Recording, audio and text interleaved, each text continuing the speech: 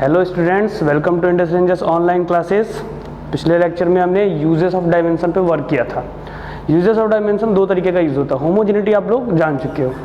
अब जो नेक्स्ट है that is conversion of unit, जो कि कल बताए थे। और इसी कन्वर्जन ऑफ यूनिट का एक सब पार्ट होता है डिड्यूसिंग द रिलेशन, रिलेशंस को डिड्यूस करना, यानी फिजिकल क्वांटिटीज के बीच में डिड्यूसिंग द रिलेशंस, डिड्यूसिंग द रिलेशंस।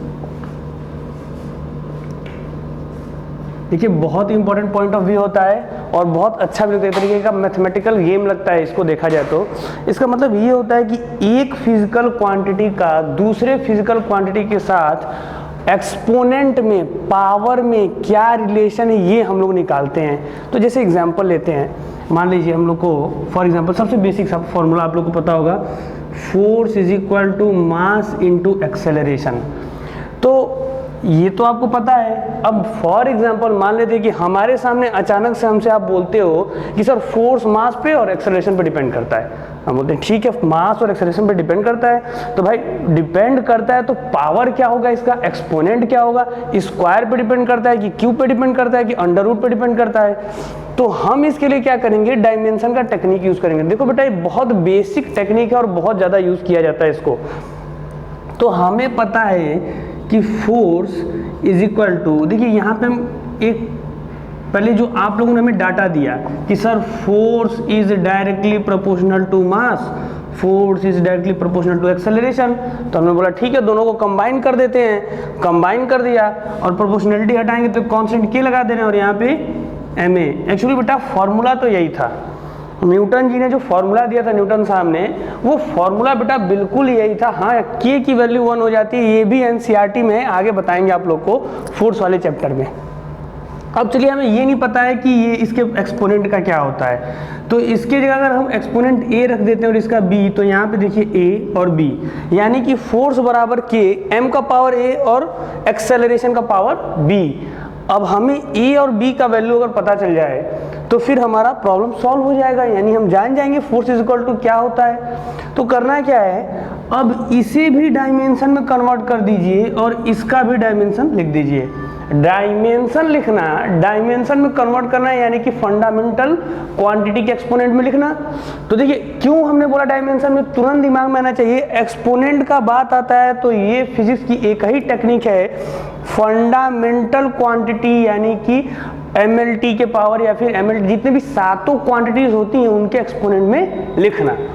तो इसका हमने डायमेंशन आपको बताया है, एम एल टी की पावर -2 इज इक्वल टू की। डायमेंशन की बात करते हो कांस्टेंट को हटा देते हैं, तो यानी कि कांस्टेंट यानी कि नंबर को, ठीक है, नंबर को हटा देते हैं, के बराबर 1 हटा देते हैं और यहाँ पे m का पावर a, एक्सेलरेशन का डायमेंशन क्या होता है, एल टी की पावर -2 और इसका डायमेंशन b।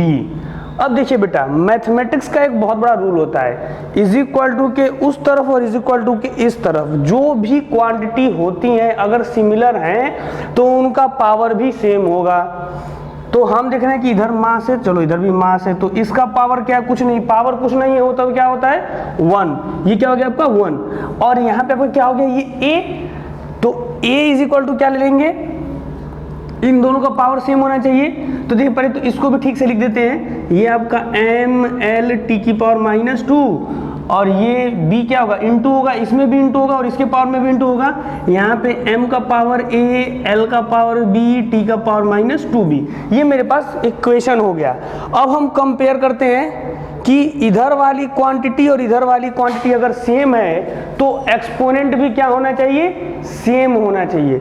तो यहाँ पे देखिए इसका और इसका कंपैरिजन करने पे पता चलता है कि m का पावर यहाँ पे a है और m का पावर यहाँ पे 1 है, तो यानी कि a इज इक्वल टू 1। अब आ जाते इधर बेटा, l का पावर क्या है, यहाँ पे देखिए l का पावर यहाँ पे b है और l का पावर यहाँ पे क्या है 1 है, तो फिर again b is equal to 1।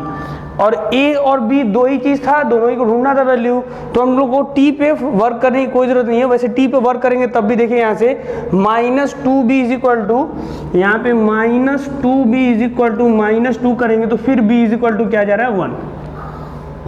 अब ये वैल्यूज उठा के पुट कर देते हैं इस फॉर्मूले में, मिल जाएगा रिलेशन यानी कि यहाँ पे आपका आ जाएगा F इज इक्वल टू के एम का पावर a, यानी कि 1 लिखने की जरूरत है नहीं, a की वैल्यू क्या थी 1, और यहाँ पे एक्सेलरेशन का पावर b यानी कि 1 लिखने की कोई जरूरत नहीं है। यहाँ पे k is equal to 1 put करने फॉर्मूला आ गया F is equal to ma। तो यानी कि आपको अगर डायमेंशन की टेक्निक पता है तो आप फिजिकल क्वांटिटी के बीच में रिलेशन निकाल सकते हो। एक और फॉर्मूले पे वर्क करके दिखाते हैं तो फिर क्लियर हो जाएगा, नोट कर लीजिए इसको।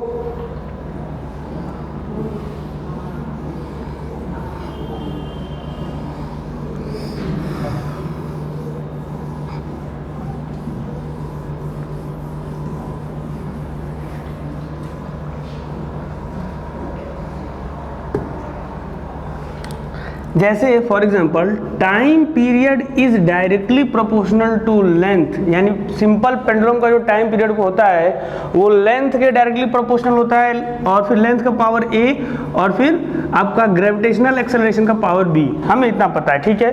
कोई कांस्टेंट यूज किया जाएगा यहाँ पे, तो देखिए कांस्टेंट अगर नहीं पता है और आपको रिलेशन निकालना है तो सिर्फ एक डायमेंशन ऐसा है जो कि मैग्नीट्यूड के क्या होता है, मैग्नीट्यूड पर डिपेंड नहीं करता है। ये उसका ड्रॉबैक भी था, हमने बताया भी था। हमें तो बस केवल पता करना है कि टाइम पीरियड, लेंथ और ग्रेविटेशनल एक्सेलरेशन के बीच रिलेशन क्या है, एक्सपोनेंट का वैल्यूज क्या होगा, वही रिलेशन होता है। तो देखिए करेंगे क्या, इधर डायमेंशन इधर डायमेंशन, डायमेंशन टी का करेंगे भाई, होमोजेनिटी ऑफ इक्वेशन बोलता है ये दोनों का डायमेंशन सेम होना चाहिए। तो यहाँ पे लेंथ का क्या हो जाएगा a, ग्रेविटेशनल एक्सेलरेशन यानी LT की पावर -2 और इधर आ गया b, ठीक है। चलिए तो यहाँ पे देखिए डायमेंशन लिया यहाँ पे हमने, तो यहाँ पे क्या हुआ, टाइम पीरियड का डायमेंशन t आया, डायमेंशनल ब्रैकेट, यहाँ पे L का पावर a और ये पावर में इनटू होगा तो यहाँ पे b आया L का पावर और यहाँ पे -2b, तो ये डायमेंशन हो गया। अब देखिए करना क्या है, बेस यहाँ सेम है, बेस सेम है तो पावर्स क्या होते हैं, ऐड हो जाते हैं। सिर्फ बेसिक से डील करना है बेटा, जितना बेसिक पे आप stick to the basic, basics पे आप जितना लगे रहते हैं उतना अच्छे से आपका कॉन्सेप्ट क्लियर होता है, बेसिक को कभी नहीं छोड़ा जाता है। तो यहाँ पे ये t time period is equal to, base same हो तो पावर ऐड कर दें यानी a प्लस b और t का पावर -2b। देखिए यहाँ पे क्या है, लेंथ तो नहीं है, अब परेशान होने की कोई जरूरत नहीं, थोड़ा सा दिमाग लगाते हैं। लेंथ अगर यहाँ पे नहीं तो यहाँ पे हम L लिख लेते हैं और इसका पावर 0 रख देते हैं। भाई हम लोगों ने एक्सपोनेंट में हम लोग जानते हैं, आप लोग मैथ्स में पढ़े होंगे, गणित में पढ़े होंगे कि किसी भी चीज का अगर पावर 0 है तो उसका मतलब क्या होता है 1, और 1 से किसी को भी इंटू करिए इक्वेशन में कोई फर्क पड़ने वाला नहीं है। तो यहाँ पे आपका क्या हो गया, ये इस यहाँ पे देखिए लेंथ का पावर 0 पर लेंथ का पावर a प्लस बी, तो हमारे पास एक इक्वेशन आ गया a plus B is equal to 0। अब यहाँ पे टाइम का पावर क्या है, t का पावर 1 और t का पावर -2b, यानी 1 इज इक्वल टू -2b, तो b इज इक्वल टू क्या हो जाएगा, b is equal to 1/2 negative, b की वैल्यू आ गई। अब b की वैल्यू यहाँ पे पुट करिए तो देखिए a की वैल्यू मिल जाएगी, यानी a -1/2 इज इक्वल टू 0, तो a का वैल्यू क्या आ जाएगा 1/2 पॉजिटिव। इतना समझ में आया। तो देखिए यहाँ पे a का वैल्यू मिल गया, b का वैल्यू मिल गया, उठा के हमें पुट कर दो। तो हमें पता है कि t इज इक्वल टू लगा दें, कॉन्स्टेंट ऑफ प्रोपोर्शनलिटी k आ जाएगा, और l का पावर a बोले तो 1/2, L का पावर 1/2, और यहाँ पे G का पावर क्या हो जाएगा b बोला जाए तो कितना निकाला हमने -1/2। अब इसको थोड़ा सा ठीक से लिख दिया जाए तो पावर 1/2 मतलब क्या होता है, अंडर रूट, इसका पावर पॉजिटिव है तो अंडर रूट लगा दीजिए और L ऊपर रहेगा और G का पावर नेगेटिव है नीचे कर दीजिए पॉजिटिव G। और याद कीजिए टाइम पीरियड का फॉर्मूला हमने बताया भी था, 2π/√L/G होता है, यानी k की वैल्यू 2π, उससे आपको कोई मतलब नहीं, और ये आपका रिलेशन आ गया, ठीक है। तो अब इसको नोट कर लेते हैं, और इसे नोट करने के बाद अभी स्टार्ट करेंगे सिग्निफिकेंट फिगर्स। अभी तुरंत ही नोट कीजिए इसको।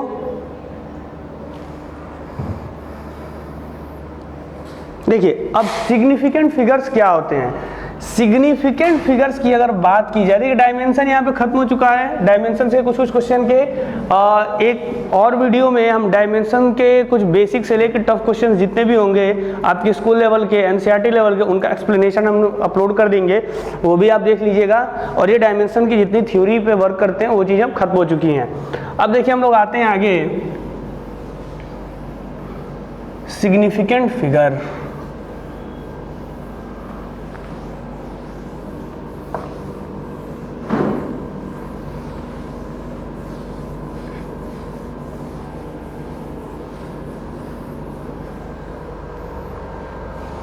सिग्निफिकेंट फिगर समझने से पहले दो चीजें जानना पड़ेगा आपको, एक एक्यूरेसी। अब टोटली मेजरमेंट स्टार्ट कर रहे हैं। मेजरमेंट का डेफिनेशन पहले बता दें क्या होता है measurement, comparison between known quantity and unknown quantity. तो देखिए अब accuracy and precision, spelling check कर लीजिएगा, हो सकता है मिस्टेक हो सकता है, प्रिसीजन का PRE होता है शायद। अब चलिए एक्यूरेसी और प्रिसीजन के बारे में आपको बताना है। तो एक्यूरेसी का मतलब क्या होता है, जैसे मान लीजिए ये कोई बच्चा है, हमें पता है कि इस बच्चे की हाइट कितनी है, 3 फीट, ये हमें ट्रू वैल्यू इसका पता है। अब आपको हम 2 मीटर स्केल देते हैं, ठीक है, ये कोई 2 पर्सन्स हैं A एंड B। ए अगर इसे मेजर करने जाता है तो जो ये मीटर स्केल यूज करता है, इसके मीटर स्केल में अप टू 2 डेसिमल प्लेसेस तक फिट को मेजर किया जा सकता है। यानी ये, और इसका मेजरमेंट जो आता है वो आता है 2.7। हाँ, जो इसका स्केल है उसमें 2 डेसिमल प्लेसेस तक तो 2.79 आता है, ठीक है, फिट।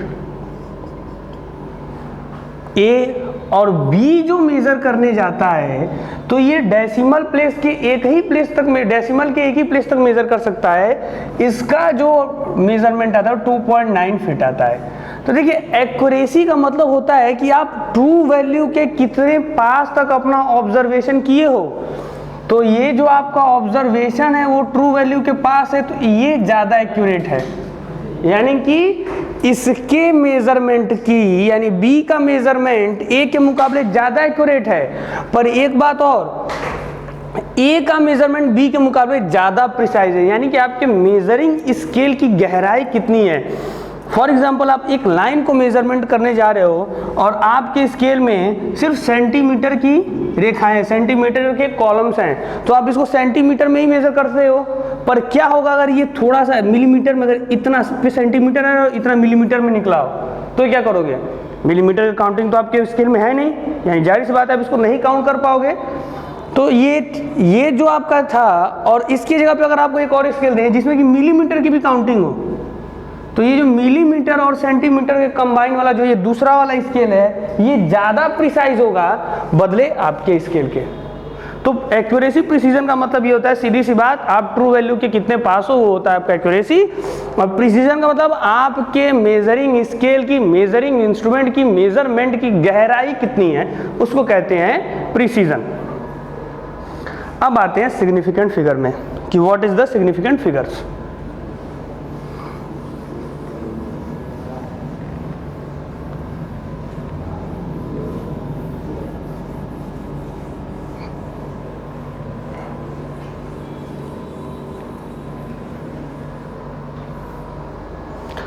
देखिए सिग्निफिकेंट फिगर बोला जाए तो सिग्निफिकेंट फिगर यानी कि वो नंबर्स मेजरमेंट में, मेजरमेंट आप करते हो तो आपके मेजरमेंट में वो नंबर्स जिन पे कि आप श्योर हो, और प्लस एक अनसर्टेन नंबर, एक अनश्योर नंबर, वो क्या होता है? सिग्निफिकेंट फिगर होता है।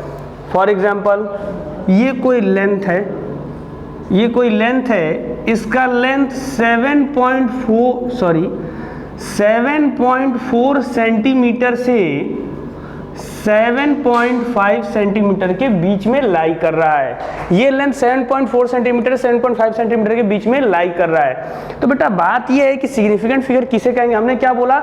2 करेक्ट वैल्यू, मेजरमेंट की 2 करेक्ट वैल्यू जिस पे वो कॉन्फिडेंट है कि हाँ ये सही है, और एक अनसर्टेन वैल्यू यानी एक ऐसी वैल्यू जिसके बारे में आप अनिश्चित हो, अप्रोक्सीमेशंस ले रहे हो, इसके कॉम्बिनेशन को क्या कहते हैं? Significant figure. हाँ एक बात और, जरूरी नहीं कि वो 2 ही हो सकता है कि एक ही हो, ये भी हो सकता है। यानी सीधी सी बात बोले तो significant figure is equal to, आप ये बोल सकते हो, significant figure is equal to आप ये बोल सकते हो कि करेक्ट वैल्यू या confident value, confident value plus 1 ये कितना भी हो सकता है, कॉन्फिडेंट वैल्यू 2, 3, 4, 5, अगर ये मान लीजिए 7.4 सेंटीमीटर की जगह पे 70 सेंटीमीटर का हो जाए, या फिर आपका ये मान लेते हैं कि 7000 सेंटीमीटर का हो जाए, 6000 सेंटीमीटर, तो कॉन्फिडेंट वैल्यू बढ़ती जाएगी। लेकिन ये जो अनसर्टेन वैल्यू होगी ये सिर्फ एक ही रहेगी, 1 अनसर्टेन वैल्यू। ठीक है, ये आप लोग को ध्यान देना होगा। कैसे, ये भी समझा, देखिए बहुत आसान है फील करना। हमने एग्जांपल लिया कि ये कोई लेंथ है जो 7.4 सेंटीमीटर और 7.5 सेंटीमीटर के बीच का है। तो 7.4 और 7.5 सेंटीमीटर के बीच का है, इतना तो पता है कि 7.4 से ग्रेटर है, और इतना तो पता है कि 7.5 से क्या है, स्मॉलर है। तो हम अगर इसके लेंथ को लिखते हैं 7.4, ये तो पता है ये क्या है मेरा, देखिए एक्यूरेसी, ये कॉन्फिडेंट नंबर्स हैं, ये दोनों कॉन्फिडेंट नंबर है, क्योंकि 7.4 से बड़ा ये हमें कॉन्फिडेंट है। पर कितना बड़ा है, पॉइंट के उधर कितना जगह, वो मेरा एक क्या है, अनसर्टेनिटी है, अनिश्चितता, इसी को कहते हैं। निश्चित नहीं है, ये तो निश्चित है, वो अनिश्चित है। तो अब क्या कहा जाएगा उसको, उसके जब मान लेते हैं हमने 3 लिख दिया, देखिए एक ही नंबर, अनसर्टेन नंबर है, यहाँ पे क्या हुआ, 1 हुआ। और यहाँ पे देखिए हमने बोला था ना कि 1 भी हो सकता है, 2 भी हो सकता है, और मैनी भी हो सकता है। तो देखिए क्या हो गया, सर्टेन नंबर कितना हो गया, 2। तो ये आपका हो गया सिग्निफिकेंट फिगर। और सिग्निफिकेंट फिगर इसमें कितने हैं, 3 सिग्निफिकेंट फिगर्स। 2 भी हो सकते हैं, 1 भी हो सकते हैं, और मोर देन 1 और 1 से ज्यादा होता है। तो सिग्निफिकेंट फिगर यानी क्या होता है, कॉम्बिनेशन ऑफ सर्टेन वैल्यू और confident value plus 1 uncertain value can be termed as significant figures. तो बेटा अब सिग्निफिकेंट फिगर का नॉर्मल डेफिनेशन और एग्जांपल के साथ इस क्लास को हम एंड करते हैं। आगे क्लास में आपको बताएंगे क्या क्या रूल्स होते हैं टू फाइंडिंग सिग्निफिकेंट फिगर्स, और इसके एप्लीकेशन पे हम लोग वर्क करेंगे। इसके बाद एरर एनालिसिस, फिर आपका फर्स्ट चैप्टर टोटली फिनिश हो जाता है। और उसके बाद से कुछ क्वेश्चंस को डिस्कस किया जाएगा, जो कि कॉम्पिटिटिव क्वेश्चंस, एग्जाम में आने वाले क्वेश्चंस होंगे आपके, और आपके एनसीईआरटी क्वेश्चंस होंगे। उसके बाद फाइनली हम लोग का ऑनलाइन क्लास का एक चैप्टर जो कि यूनिट एंड डायमेंशन आप लोग का वो फिनिश हो जाएगा। ठीक है, अच्छे से पढ़िए और थैंक यू।